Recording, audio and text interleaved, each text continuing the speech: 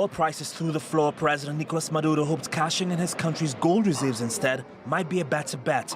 But the UK's High Court has thrown a spanner in the works. A judge denying Maduro access to the gold held in the Bank of England vaults, giving it instead to Venezuela's opposition. The UK High Court ruling on Thursday said Her Majesty's government does recognise Mr Guaido in the capacity of the constitutional interim president of Venezuela, and it must follow, does not recognise Mr Maduro as the constitutional interim president of Venezuela. The decision concludes a legal battle between the Maduro-led government and the Bank of England. Opposition leader Guaido called it a great victory. Great for the rule of law and now the judicial recognition of my leadership. The gold is protected, far from the grip of the dictatorship.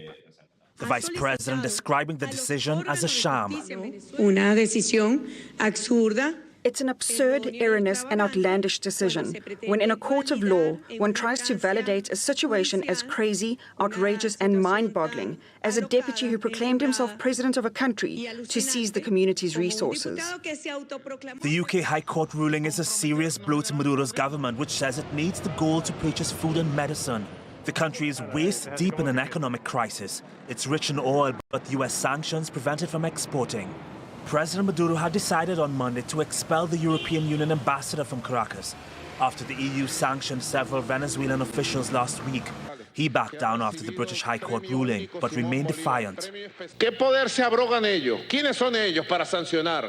What power do they assume they have? Who are they to sanction?